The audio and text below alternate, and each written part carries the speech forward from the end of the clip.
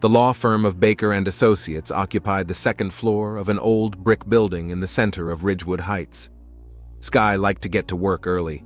In the morning quiet of the empty office, she could practice scales on the synthesizer she kept under her desk. She had an important audition in 2 weeks, and it was getting harder and harder to balance work and music. That morning, she was sitting at the reception desk as usual, reviewing paperwork, when the massive front door opened. A tall, dark-haired man in jeans and a gray t-shirt stopped on the threshold, looking around. "Good morning. What can I do for you?" Skye smiled habitually. "Hi, I'm the new systems administrator, Dexter Wright. Mr. Baker should have warned." "Oh, yes, of course. Come on in and I'll show you your workstation." Dexter moved easily and confidently, but there was something wary about him, like he was always expecting a catch. Skye led him through the open space to a small office littered with boxes of tech. "It's total network chaos in here," she complained. "I accidentally deleted important documents for today's meeting yesterday. Mr. Baker is going to be furious." Dexter grinned. "Show me what you got." He leaned over her computer, quickly running his fingers over the keys. It smelled like fresh coffee and some kind of woody toilet water. "Done. Files restored from temporary folder. For the future, don't forget the recycle garbage can." "Gosh, thank you. You just saved me." At that moment, a police car stopped under the office windows.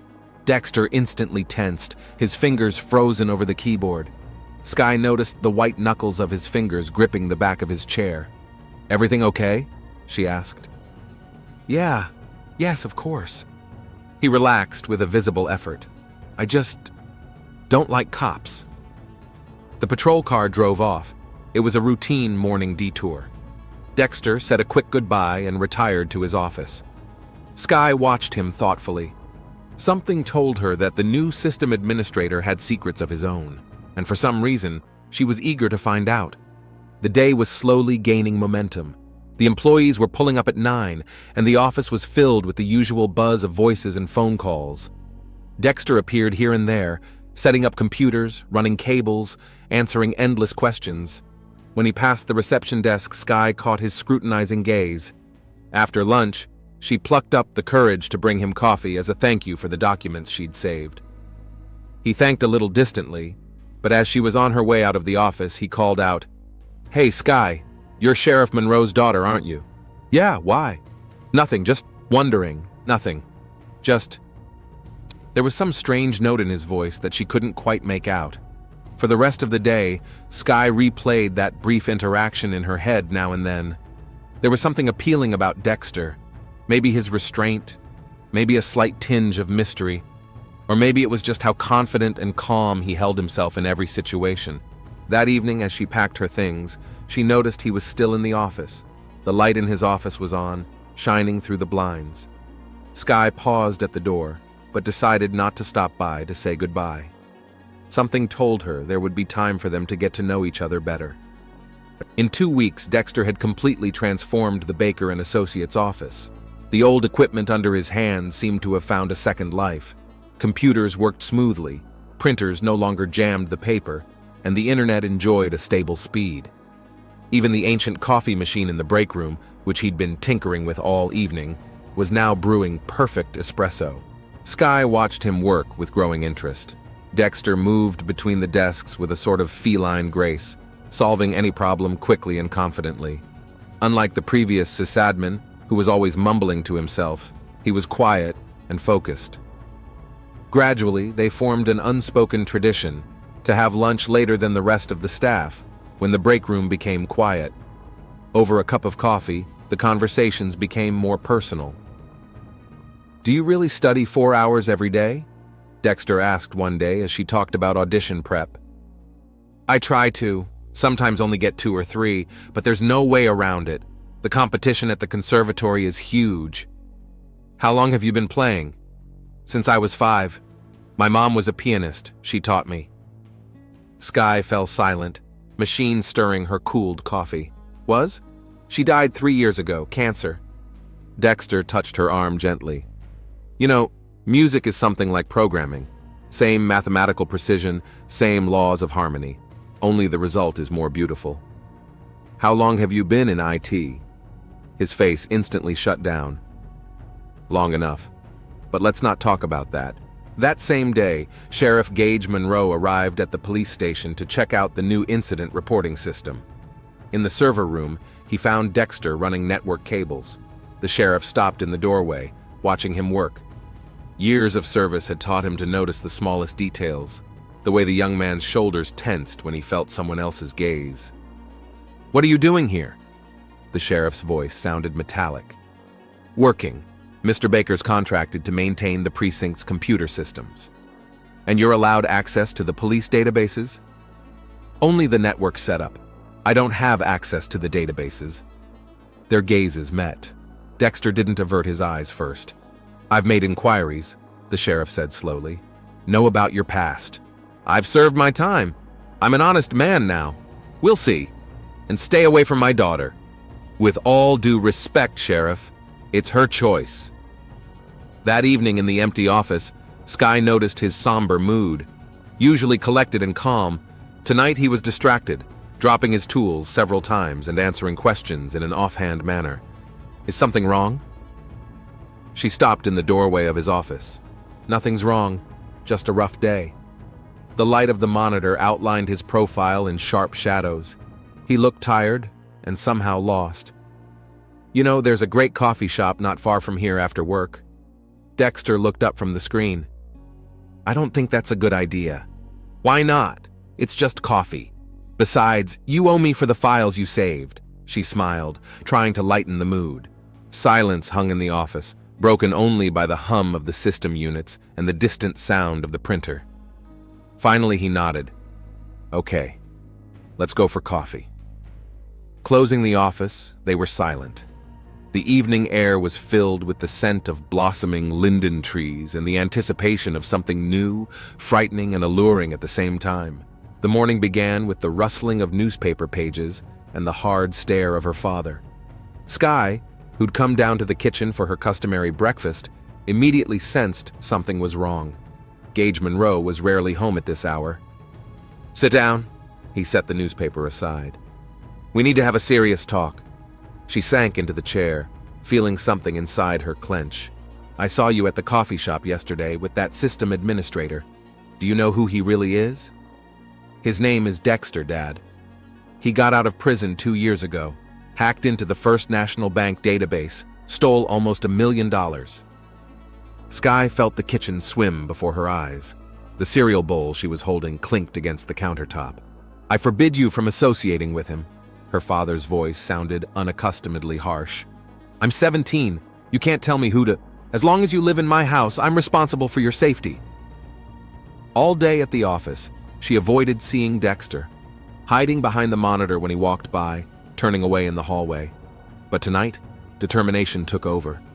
She had to hear his side of the story. His office smelled of coffee and ozone from the machinery at work. Dexter sat at his computer, his face lit only by the monitor screen. "Tell me about the bank." She stopped in the doorway. He didn't even turn around. "Your father told you?" "Yes. I want to hear from you." Dexter leaned back in his chair, staring out the window. Dusk slowly filled the office, turning the silhouettes of furniture into blurry shadows. "I was 22. I worked in bank security.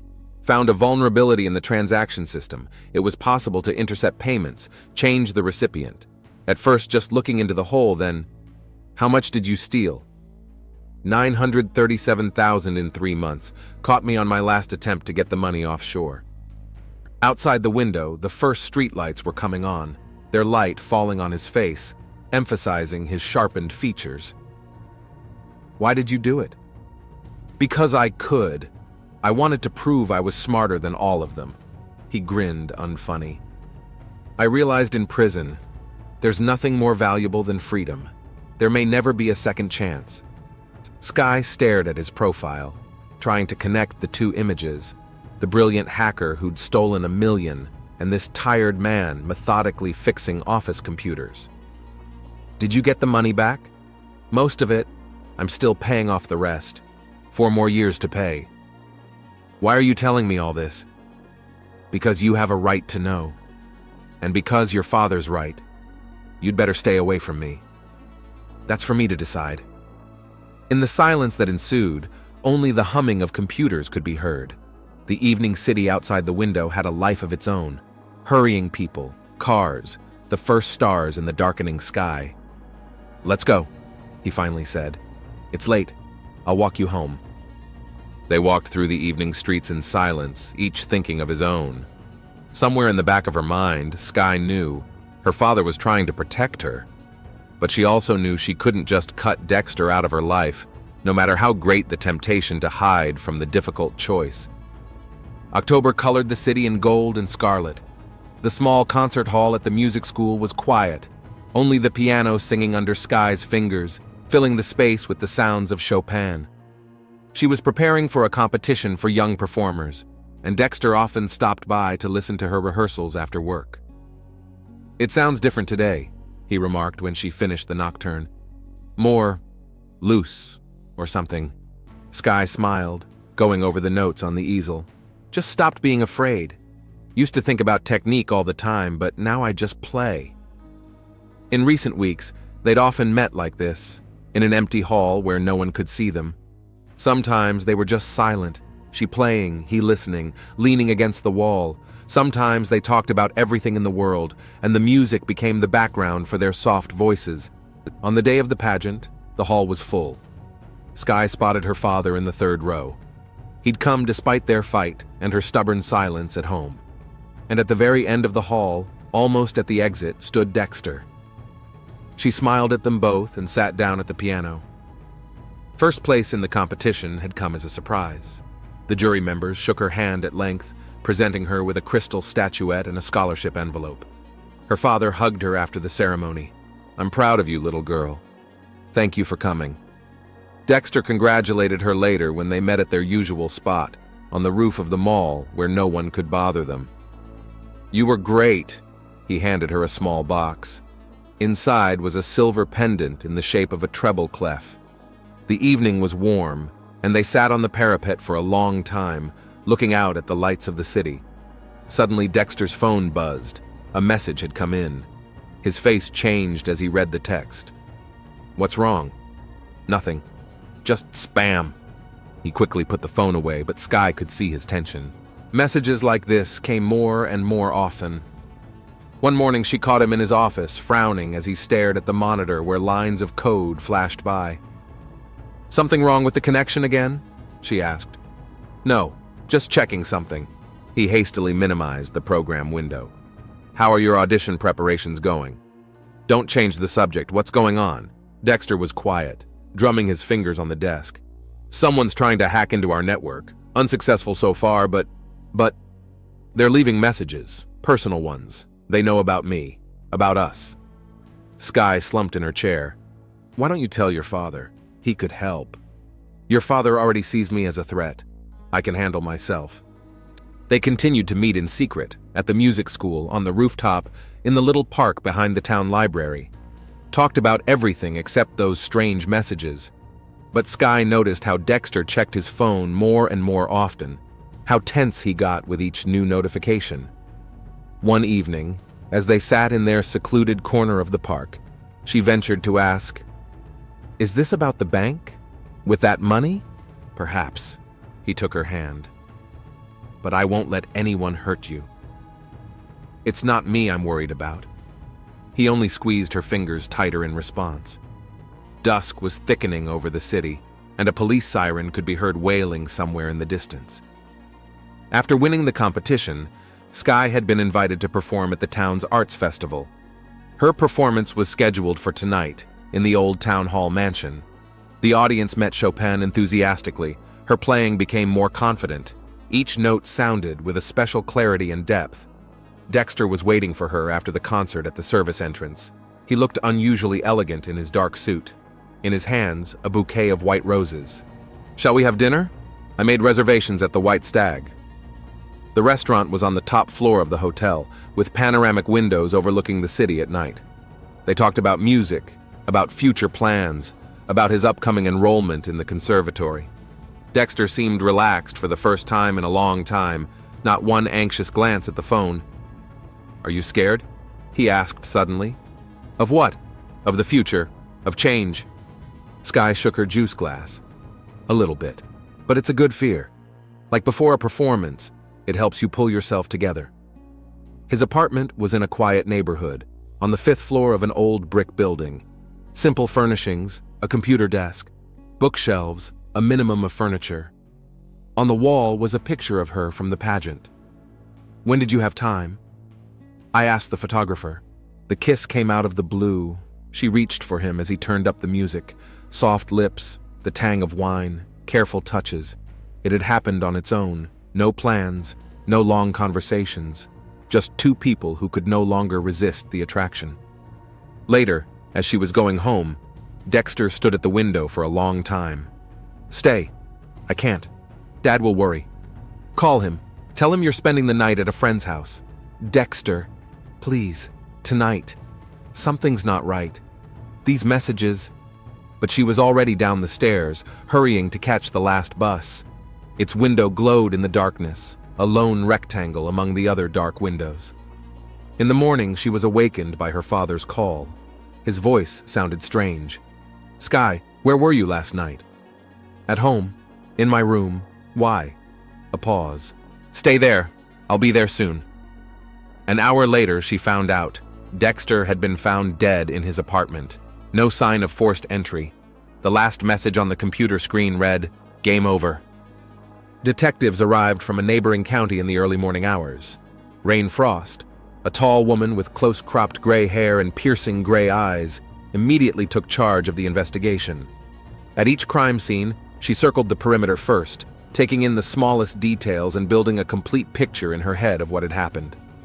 Her partner, Ash Kinney, a lean man in a worn leather jacket, silently photographed the apartment, paying special attention to the dead man's workplace. The morning sun streaming through the blinds drew the room into light and dark stripes. A thick odor of cooled coffee hung in the air, mixed with something else, subtle but disturbing to the investigator's experienced sense of smell. Time of death is between 11 and 1 o'clock in the morning. The medical examiner was putting his tools into his suitcase.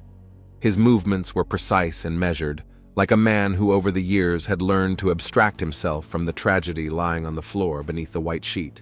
Preliminary cause is cardiac arrest.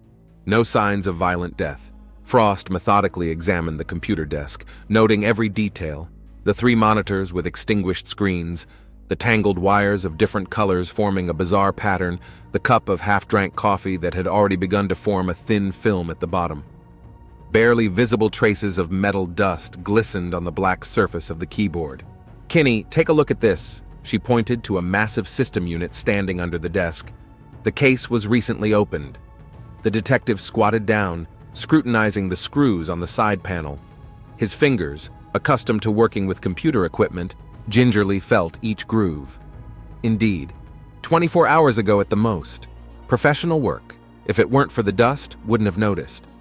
Inside the walls of the Baker and Associates office, time seemed to stand still. Employees moved like shadows, talking in whispers, glancing at the empty system administrator's office. Frost noted this oppressive atmosphere. The death of a young colleague had clearly shaken everyone. Mr. Baker's office looked like a law museum. The walls were hung with diplomas and certificates.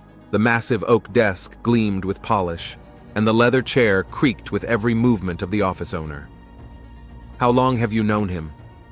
Frost seated himself across from her, pulling out a tattered notepad. 3 months. Baker rubbed the knot of his tie nervously, his fingers twitching. "A fine professional. No complaints. Of course, I knew about his past, but I decided to give the man a chance. You know, I believe in rehabilitation." "Did he talk about any problems? Threats?" "No, though." The lawyer frowned, remembering. "Seemed troubled for the last week. Something with network security, I gather, but he didn't go into details." In the server room where Dexter usually worked, Kinney leaned over his work computer. His fingers flew over the keyboard, calling up lines of code. Weird. Some of the files are encrypted, but the encryption is unusual. And the last logs of activity have been erased. Someone went to a lot of trouble to cover their tracks. By late afternoon, the detectives returned to the victim's apartment. The room seemed smaller and more cramped in the twilight. Frost stopped at a photograph on the wall, a young girl at the piano, a moment of triumph frozen in time. Daughter of Sheriff Monroe, talented pianist. Do you think there's a connection? I don't know, but the girl is 17, and Wright was 27, and her father put him away 5 years ago. Too many coincidences. There was a knock at the door. The CSI appeared on the doorstep, his face expressing a mixture of puzzlement and professional interest. There were traces of some kind of drug in the blood. We haven't determined what kind yet. The formula is unfamiliar, doesn't match any known substance in the database. And here's something else. He held out an evidence bag. Found it in the air vent, a thumb drive. Kinney plugged the drive into the secure laptop. The screen filled with lines of code. Encrypted, same method as the files on the work computer, very complex algorithm. Can you crack it? It'll take time. But what's more interesting is that the modification of the files on the flash drive is dated 3 days earlier. Someone's been preparing. Frost walked over to the window. The city below was living its life. People were hurrying about their business, unaware of the drama playing out on the 5th floor. Her reflection in the glass seemed ghostly. We need to talk to the girl, and her father. You think the sheriff's involved? So far, I don't think anyone just dies of cardiac arrest at 27, especially if they received threats shortly before they died. The phone on the desk buzzed. The results of the forensic analysis of the metal dust from the keyboard had come in. Frost frowned, reading the message. In the dim light of the desk lamp, her face seemed carved from stone. Looks like we have our first serious lead. The archives of the police station smelled of dust and old paper. Massive metal cabinets stretched along the walls, storing thousands of stories of crimes and their solving. Detective Frost leaned over yellowed folders from 5 years ago. The First National Bank break-in case took up 3 weighty volumes. Each page was carefully numbered and labeled with the investigator's notes. Here, found this. She placed a printout of the email correspondence in front of Kinney.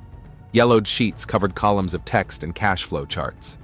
Dexter Wright didn't work alone. He had accomplices. Kinney ran his eyes over the lines, noting key points. In the dim light of the archival lamp, his face seemed drained with fatigue. 2. One was in charge of transaction security.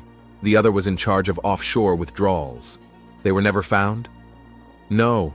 Wright kept quiet until the end, took all the blame. Strange behavior for someone his age. Usually they try to bargain for a reduced sentence. The interrogation room greeted them with sterile cleanliness and oppressive silence. Sheriff Gage Monroe sat at his desk, mechanically twirling a paper cup of cold coffee in his hands. His usually perfectly pressed uniform looked wrinkled, the deep shadows of a sleepless night under his eyes. In the bright fluorescent light, he looked about 10 years older. The interrogation followed standard protocol, but there was something about the sheriff's demeanor that made Frost uneasy. A seasoned cop, he looked away too often. His answers sounded rote, like prepared text. Especially when the conversation turned to his daughter, Monroe's face petrified, jowls forming under his skin. Lieutenant Harris, a sheriff's deputy, caught up with them in the corridor of the station. An old photograph glowed on the screen of his tablet. 3 young men in a university auditorium, surrounded by computer equipment. One of them was definitely Dexter, still very young, with an open smile and a lively gleam in his eyes. The photograph opened up a new layer of investigation.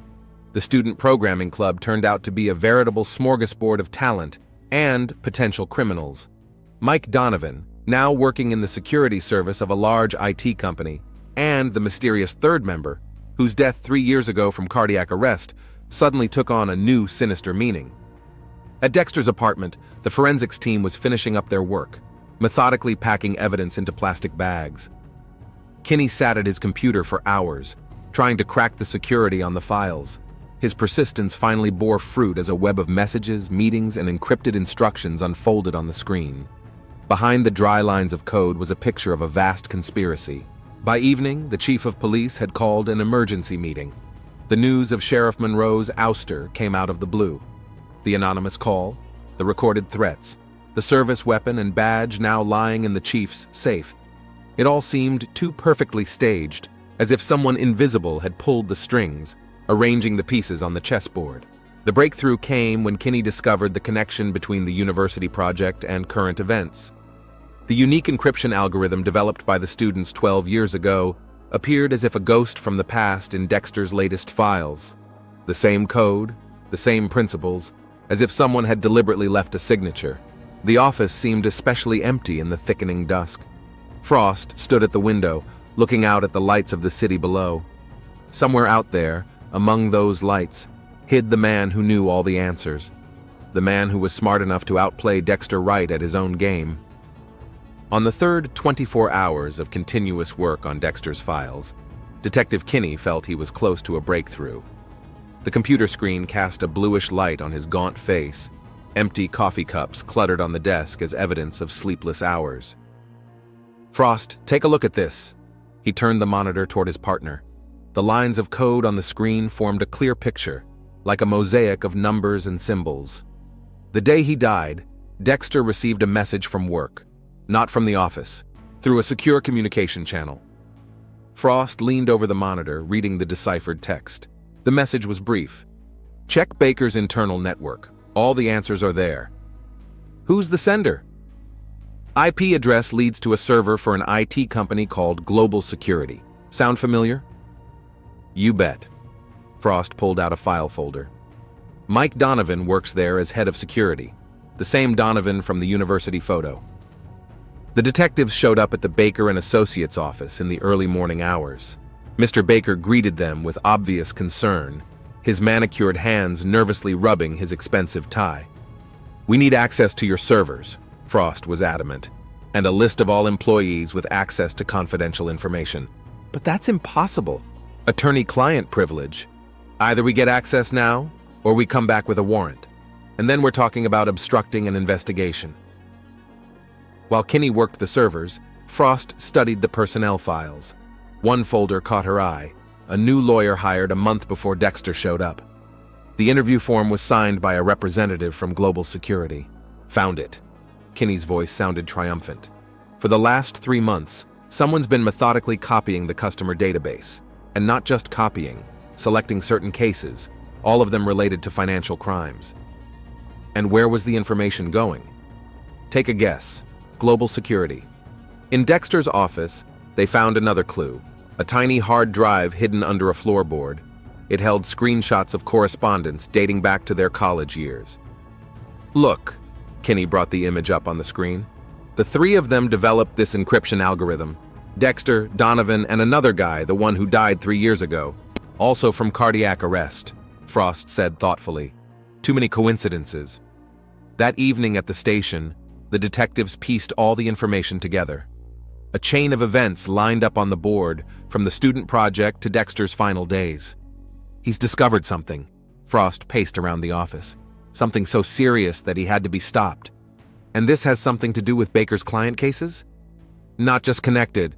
I think it's the key to everything." A phone call interrupted their musings.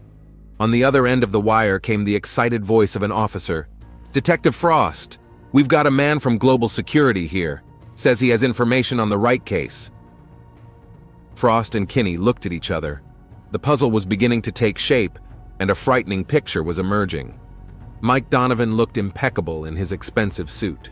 He sat in the interrogation room, casually tucked his leg over his foot, and smiled indulgently at the detectives.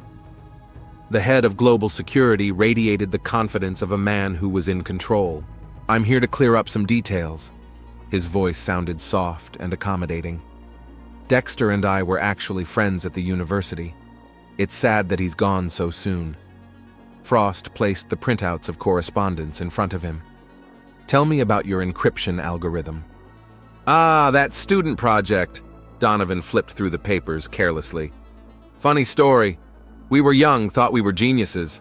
The 3 of us developed a really unique code and used it to break into a bank." Donovan's smile faded a little. "Dexter used it. Alan and I had nothing to do with it." "Alan Peterson." Kinney placed a picture of their third friend on the table. "Died 3 years ago. Also from cardiac arrest, at the age of 30. Tragic coincidence. Like the fact that they found traces of the same drug in his blood as Dexter's." For the first time in the entire conversation, Donovan straightened in his chair. His eyes narrowed, turning into cold slits. "Do you have proof?" "I do."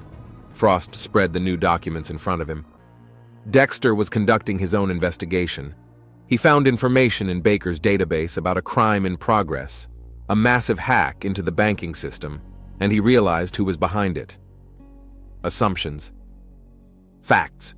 You put your man inside Baker's firm, gathered information on financial crimes, looked for weaknesses in the system, preparing the perfect crime.